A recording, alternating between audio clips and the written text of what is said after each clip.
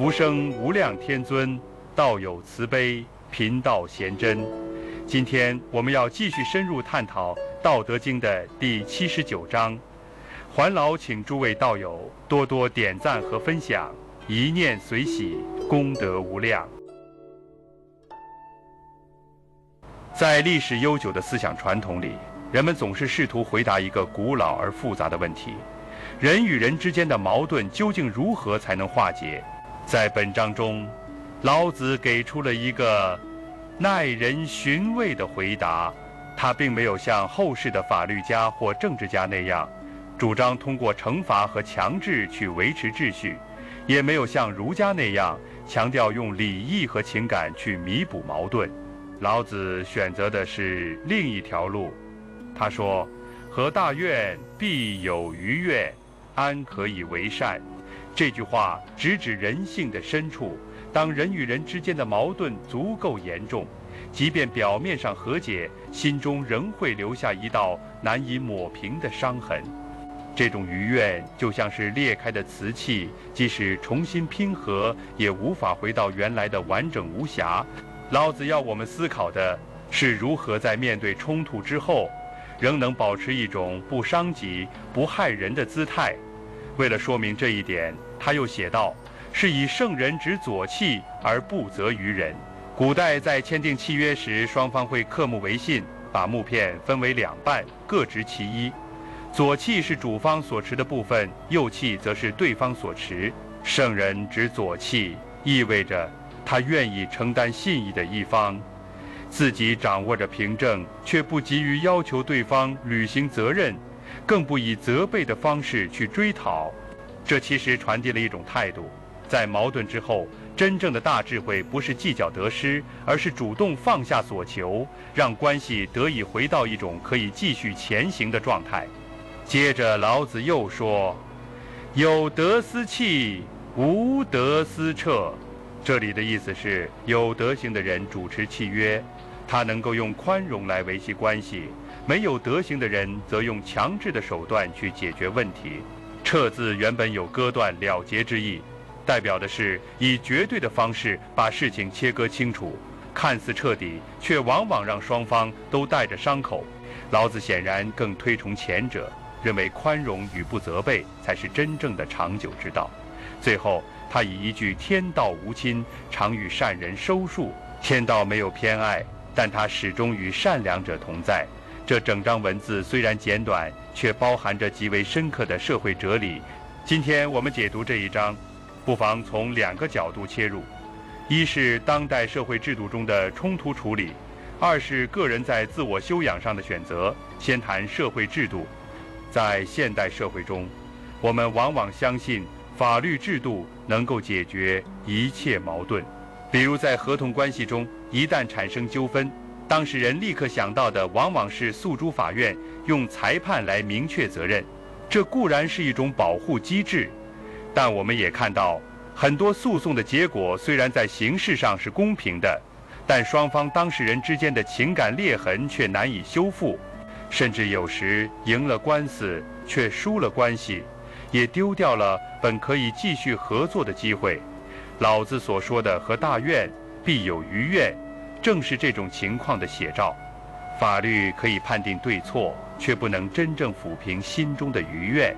在这一点上，现代社会的调解制度其实与老子的思想暗合。调解往往不是以输赢为目的，而是以恢复双方的关系为目标。他强调沟通与和解，强调找到共同能够接受的方式去继续相处。这正像圣人执左契而不责于人。调解者并不是要帮助一方去追责，而是引导双方从争执走向理解。这样的方式或许在短期内不如诉讼来得痛快和彻底，但从长远来看，它更符合人心，也更有助于社会的良性运行。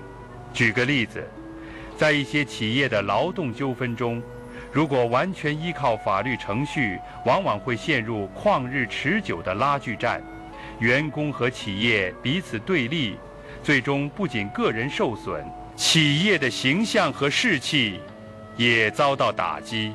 但如果企业能够在矛盾初起时采取更柔性的沟通与调解，承认自己的责任，并给予合理的补偿。员工即便离开，也可能仍然保持对企业的尊重。这其实就是有德思气的体现。从社会制度的角度，我们可以看出，老子的思想提醒我们，制度的最终目的并不是制造输赢，而是让人与人之间能够继续生活下去。天道无亲，常与善人。这里的善人不是指道德上的完人，而是指在现实中能够以宽容与善意处理关系的人。制度如果能够保护这样的人，社会就会更具韧性。在谈个人修养，在日常生活中，我们每个人都会遇到矛盾。家庭中伴侣之间可能因小事争执，职场中团队之间可能因分工和资源分配而产生摩擦，朋友之间也会因为误解而心生隔阂。面对这些冲突，我们往往有一种本能，就是要争一个对错，把责任完全推给对方。然而老子提醒我们，即便大愿得以和解，仍有余愿。换句话说，争到最后，就算你赢了，也未必能真正心安。圣人执左契而不责于人，这里所传达的修养境界，在于主动放下对别人的责备，不是说放弃原则，而是懂得留有余地。比如在家庭关系里，夫妻之间吵架，如果每一次都要分清谁对谁错，久而久之，感情会逐渐消耗。真正能够走得长远的伴侣，往往不是因为他们从不争吵，而是因为他们懂得在争吵之后，谁先退一步，谁先伸出手去修补关系。